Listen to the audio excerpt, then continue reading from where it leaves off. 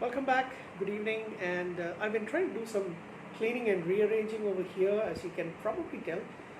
One of the worst things about living in the city and something that I hate is the amount of dust that gets into your apartment. So I'm on the seventh floor. We've got two workshops nearby, very close by. There was a construction going on. I think they still do have some work that's going on over there. The building on this side has been completed, but there is a workshop next to me. There are two on this side as well. So sometimes the dust and Kochi and this area is full of dust.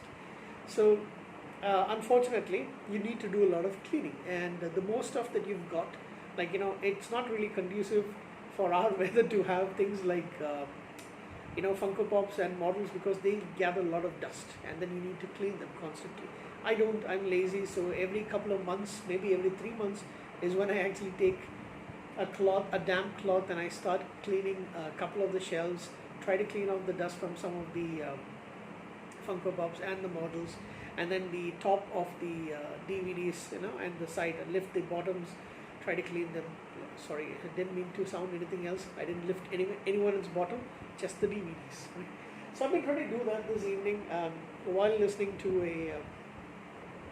listening to some football transfer rumors and news and stuff like that. So I did manage to clean out this one. If you can see over here, I just replay.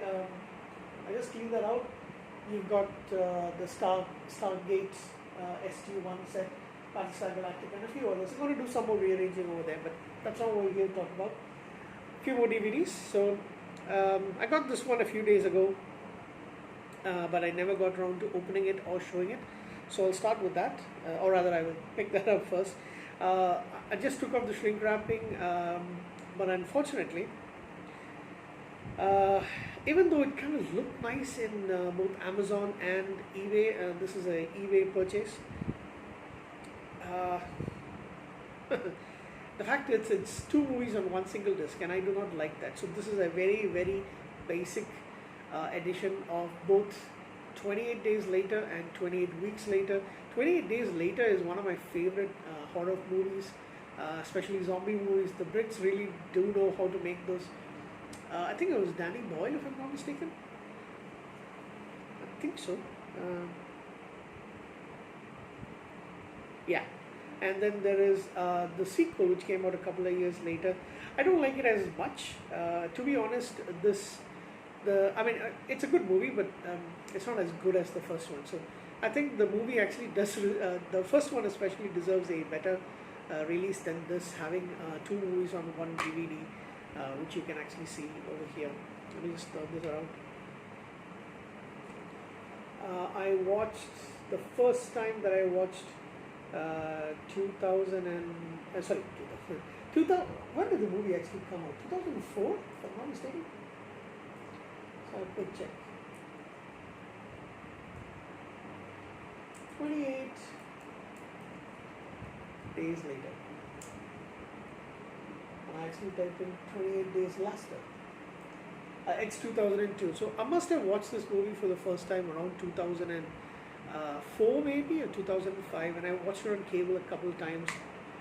The first time I didn't like it so much, because for me, at that point in time, I didn't think the British horror movies at that point in time were that great, but this one is an exception. I changed my mind the next time that I watched it, and I sat and watched the entire movie from beginning till end. I think must have watched it a couple of times at least after that on cable. I watched it a few times since.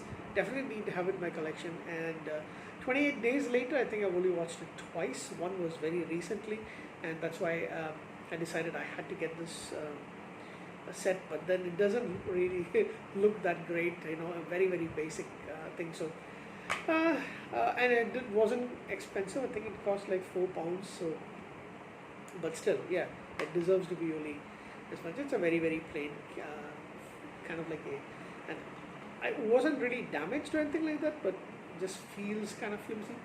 So yeah, that's the horror movie and the sequel. But yeah, 28 Days Later is definitely up there in terms of watchability factor, rewatchability factor, I would say. It's an amazing movie. I think a lot of you should watch that. I was surprised that none of the main cast actually came back um, for the sequel, but I didn't really like the story. I do like the acting, a lot of it, especially the main leads. There's Jeremy Renner. Then you have Rose Byrne and Rose Byrne. Sorry, the Robert Carlyle. Sorry, keep getting his name confused. Always think of him as Nicholas Rush from uh, Stargate Universe (SGU), because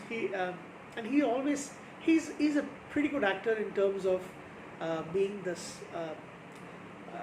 antithesis of the hero. He's cowardly and very emotional and very standoffish towards people.